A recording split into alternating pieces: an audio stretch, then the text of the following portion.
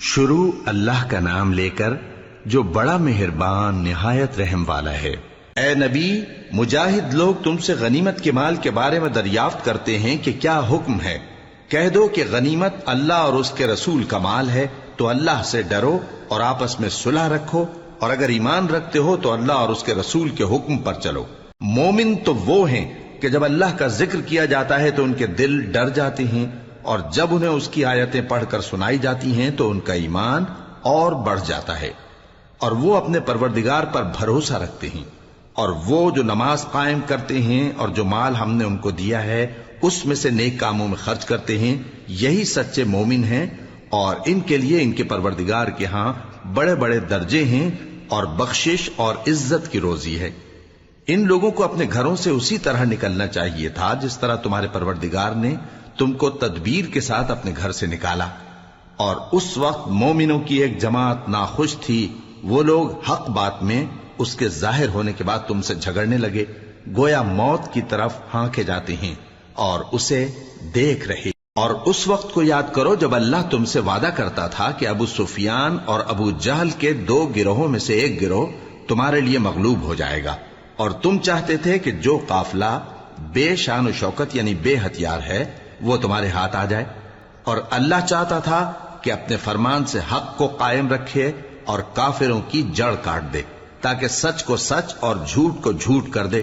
گو مشرک ناخوش ہی ہوں۔ جب تم لوگ اپنے پروردگار سے فریاد کرتے تھے تو اس نے تمہاری دعا قبول کر لی،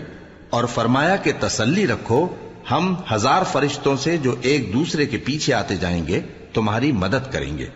اور اس مدد کو اللہ نے محض بشارت بنایا تھا کہ تمہارے دل اس سے اطمینان حاصل کریں، اور مدد تو اللہ ہی کی طرف سے ہے، بے شک اللہ غالب ہے، حکمت والا ہے۔ جب اس نے تمہاری تسکین کے لیے اپنی طرف سے تمہیں نیند کی چادر اڑا دی اور تم پر آسمان سے پانی برسا دیا تاکہ تم کو اس سے نہلا کر پاک کر دے اور شیطانی نجاست کو تم سے دور کر دے، اور اس لیے بھی کہ تمہارے دلوں کو مضبوط کر دے اور اس سے تمہارے پاؤں جمائے رکھے۔ جب تمہارا پروردگار فرشتوں کو ارشاد فرماتا تھا کہ میں تمہارے ساتھ ہوں، تم مومنوں کو تسلی دو کہ ثابت قدم رہیں،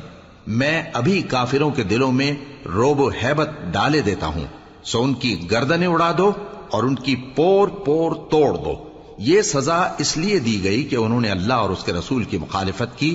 اور جو شخص اللہ اور اس کے رسول کی مخالفت کرتا ہے تو اللہ بھی سخت عذاب دینے والا ہے۔ یہ مزہ تو یہاں چکھو، اور یہ سمجھ لو کہ کافروں کے لیے آخرت میں دوزخ کا عذاب بھی تیار ہے۔ اے اہل ایمان، جب میدان جنگ میں کفار سے تمہارا مقابلہ ہو تو ان سے پیٹھ نہ پھیرنا، اور جو شخص جنگ کے روز اس صورت کے سوا کہ لڑائی کے لیے کنارے کنارے چلے یعنی حکمت عملی سے دشمن کو مارے یا اپنی فوج میں جا ملنا چاہے، ان سے پیٹھ پھیرے گا تو سمجھو کہ وہ اللہ کے غضب میں گرفتار ہو گیا، اور اس کا ٹھکانہ دوزخ ہے، اور وہ بہت ہی بری جگہ ہے۔ پس تم لوگوں نے ان کفار کو قتل نہیں کیا بلکہ اللہ نے انہیں قتل کیا، اور اے نبی، جس وقت تم نے کنکریاں پھینکی تھیں تو وہ تم نے نہیں پھینکی تھی بلکہ اللہ نے پھینکی تھی۔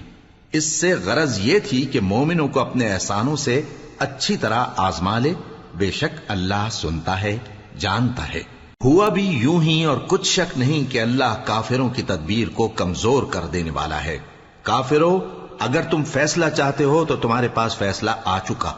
اگر تم اپنے افعال سے باز آ جاؤ تو تمہارے حق میں بہتر ہے، اور اگر پھر نافرمانی کرو گے تو ہم بھی پھر تمہیں عذاب کریں گے، اور تمہاری جماعت خواہ کتنی ہی بڑی ہو تمہارے کچھ بھی کام نہ آئے گی، اور اللہ تو مومنوں کے ساتھ ہے۔ اے ایمان والو، اللہ اور اس کے رسول کے حکم پر چلو اور اس سے روگردانی نہ کرو جبکہ تم سنتے بھی ہو، اور ان لوگوں جیسے نہ ہونا جو کہتے ہیں کہ ہم نے سن لیا مگر حقیقت میں نہیں سنتے۔ کچھ شک نہیں کہ اللہ کے نزدیک تمام جانداروں میں بدترین وہ بہرے گونگے لوگ ہیں جو عقل سے کام نہیں لیتے،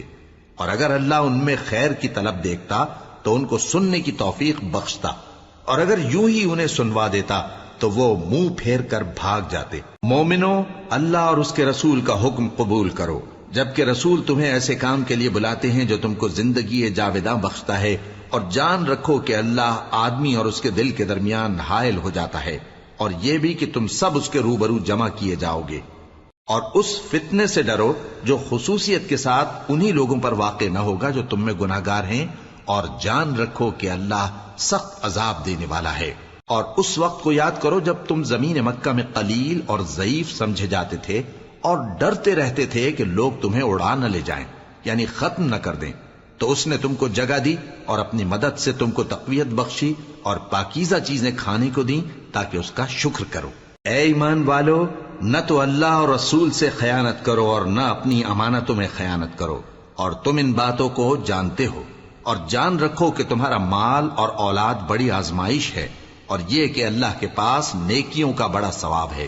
مومنو، اگر تم اللہ سے ڈرو گے تو وہ تمہارے لیے حق و باطل کا فرق ظاہر کر دے گا اور تمہارے گناہ مٹا دے گا اور تمہیں بخش دے گا، اور اللہ بڑے فضل والا ہے۔ اور اس وقت کو یاد کرو جب کافر لوگ تمہارے بارے میں چال چل رہے تھے کہ تم کو قید کر دیں یا جان سے مار دیں یا وطن سے نکال دیں،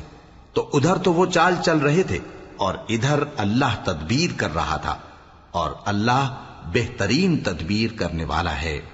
اور جب ان کو ہماری آیتیں پڑھ کر سنائی جاتی ہیں تو کہتے ہیں یہ کلام ہم نے سن لیا ہے، اگر ہم چاہیں تو اسی طرح کا کلام ہم بھی کہہ دیں، اور یہ ہے ہی کیا، صرف اگلے لوگوں کی حکایتیں ہیں۔ اور جب انہوں نے کہا کہ اے اللہ، اگر یہ قرآن تیری طرف سے برحق ہے تو ہم پر آسمان سے پتھر برسا یا کوئی اور تکلیف دینے والا عذاب بھیج دے۔ اور اللہ ایسا نہ تھا کہ جب تک اے پیغمبر تم ان میں تھے انہیں عذاب دیتا، اور نہ ایسا ہے کہ وہ تو بخشش مانگیں اور اللہ انہیں عذاب دے۔ اور اب ان کے لیے کون سی وجہ ہے کہ وہ انہیں عذاب نہ دے، جبکہ وہ مسجد حرام میں نماز پڑھنے سے روکتے ہیں، جبکہ وہ اس مسجد کے متولی بھی نہیں ہیں۔ اس کے متولی تو صرف پرہیزگار ہیں، لیکن ان میں کے اکثر نہیں جانتے۔ اور ان لوگوں کی نماز خانہ کعبہ کے پاس سیٹیاں اور تالیاں بجانے کے سوا کچھ نہ تھی، تو تم جو کفر کرتے تھے اب اس کے بدلے عذاب کا مزہ چکھو۔ جو لوگ کافر ہیں اپنا مال خرچ کرتے ہیں کہ لوگوں کو اللہ کے رستے سے روکیں، سو ابھی اور خرچ کریں گے، مگر آخر وہ خرچ کرنا ان کے لیے موجب افسوس ہوگا، اور وہ مغلوب ہو جائیں گے، اور کافر لوگ دوزخ کی طرف ہانکے جائیں گے تاکہ اللہ پاک سے ناپاک کو الگ کر دے اور ناپاک کو ایک دوسرے پر رکھ کر ایک ڈھیر بنا دے، پھر اس کو دوزخ میں ڈال دے۔ یہی لوگ خسارہ پانے والے ہیں۔ اے پیغمبر، کفار سے کہہ دو کہ اگر وہ اپنے افعال سے باز آ جائیں تو جو ہو چکا وہ انہیں معاف کر دیا جائے گا، اور اگر پھر وہی حرکات کرنے لگیں گے تو اگلے لوگوں کا جو طریقہ جاری ہو چکا ہے وہی ان کے حق میں بھی برتا جائے گا۔ اور ان لوگوں سے لڑتے رہو یہاں تک کہ فتنہ یعنی کفر کا فساد باقی نہ رہے اور دین سب اللہ ہی کا ہو جائے، اور اگر وہ باز آ جائیں تو اللہ ان کے کاموں کو دیکھ رہا ہے، اور اگر روگردانی کریں تو جان رکھو کہ اللہ تمہارا حمایتی ہے، اور وہ خوب حمایتی اور خوب مددگار ہے۔ اور جان رکھو کہ جو مال غنیمت تم کفار سے حاصل کرو اس میں سے 5واں حصہ اللہ کا اور اس کے رسول کا اور اہل قرابت اور یتیموں کا اور محتاجوں کا اور مسافروں کا ہے۔ اگر تم اللہ پر اور اس نصرت پر ایمان رکھتے ہو جو حق و باطل میں فرق کرنے کے دن یعنی جنگ بدر میں جس دن دونوں فوجوں میں مٹ بھیڑ ہو گئی تھی ہم نے اپنے محبوب بندے محمد صلی اللہ علیہ وآلہ وسلم پر نازل فرمائی، اور اللہ ہر چیز پر قادر ہے۔ جس وقت تم مدینے سے قریب کے ناکے پر تھے اور کافر دور کے ناکے پر، اور قافلہ تم سے نیچے اتر گیا تھا، اور اگر تم جنگ کے لیے آپس میں قرارداد کر لیتے تو وقت معین پر جمع ہونے میں تقدیم و تاخیر ہو جاتی، لیکن اللہ کو منظور تھا کہ جو کام ہو کر رہنے والا تھا اسے کر ہی ڈالے،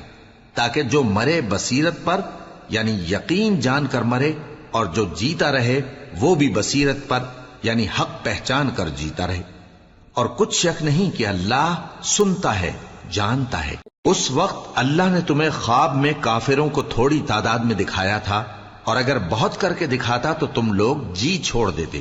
اور جو کام درپیش تھا اس میں جھگڑنے لگتے،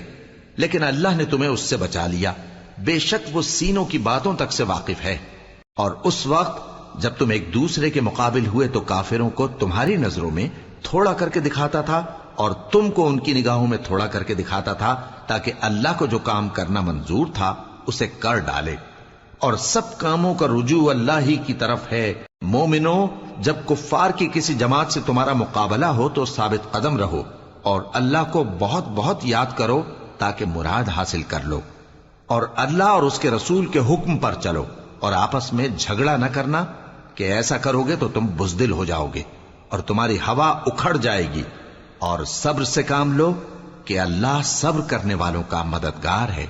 اور ان لوگوں جیسے نہ ہونا جو اتراتے ہوئے یعنی حق کا مقابلہ کرنے کے لیے اور لوگوں کو دکھانے کے لیے گھروں سے نکل آئے اور لوگوں کو اللہ کی راہ سے روکتے ہیں، اور جو اعمال یہ کرتے ہیں اللہ ان کا احاطہ کیے ہوئے ہے۔ اور جب شیطان نے ان کے اعمال ان کو آراستہ کر دکھائے اور کہا کہ آج کے دن لوگوں میں سے کوئی تم پر غالب نہ ہوگا اور میں تمہارا رفیق ہوں، لیکن جب دونوں فوجیں ایک دوسرے کے مقابل صف آرا ہوئیں تو پسپا ہو کر چل دیا اور کہنے لگا کہ مجھے تم سے کوئی واسطہ نہیں، میں تو ایسی چیزیں دیکھ رہا ہوں جو تم نہیں دیکھ سکتے، مجھے تو اللہ سے ڈر لگتا ہے اور اللہ سخت عذاب کرنے والا ہے۔ اس وقت منافق اور کافر جن کے دلوں میں بیماری تھی کہتے تھے کہ ان لوگوں کو ان کے دین نے مغرور کر رکھا ہے، اور جو شخص اللہ پر بھروسہ رکھتا ہے تو اللہ غالب ہے، حکمت والا ہے۔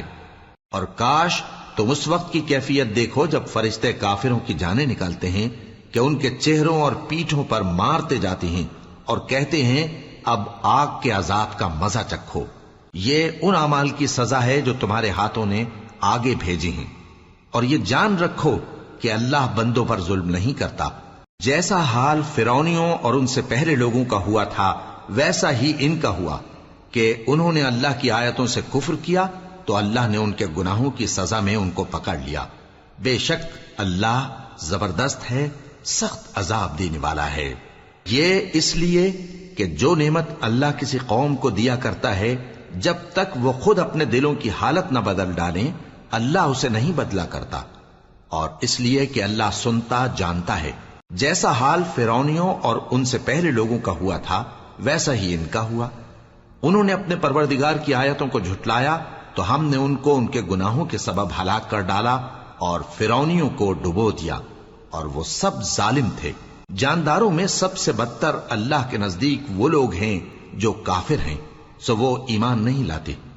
جن لوگوں سے تم نے صلح کا عہد کیا ہے پھر وہ ہر بار اپنے عہد کو توڑ ڈالتے ہیں اور اللہ سے نہیں ڈرتے،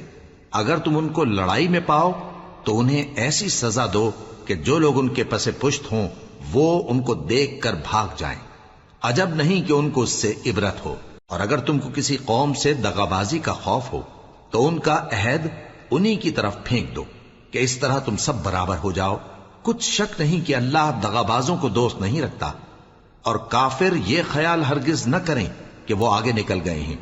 وہ ہمیں عاجز نہیں کر سکتے۔ اور جہاں تک ہو سکے فوج کی جمعیت کے زور سے اور گھوڑوں کے تیار رکھنے سے ان کے مقابلے کے لیے مستعد رہو کہ اس سے اللہ کے دشمنوں اور تمہارے دشمنوں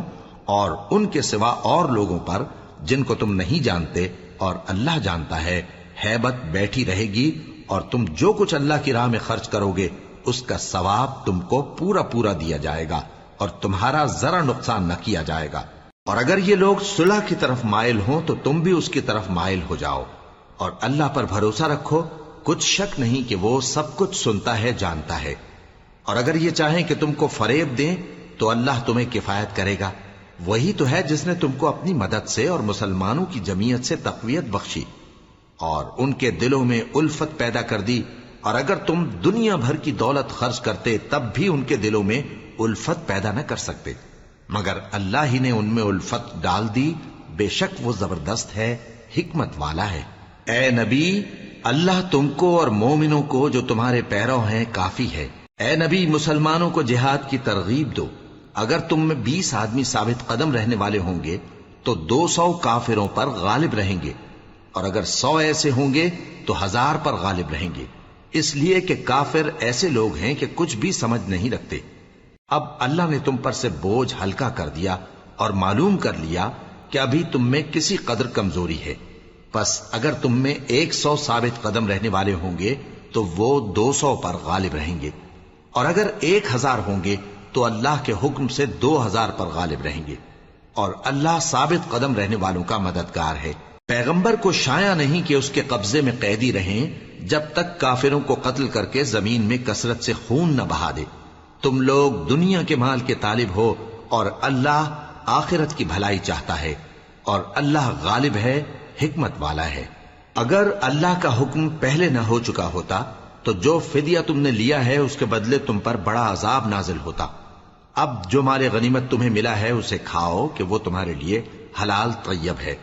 اور اللہ سے ڈرتے رہو، بے شک اللہ بخشنے والا ہے، مہربان ہے۔ اے پیغمبر،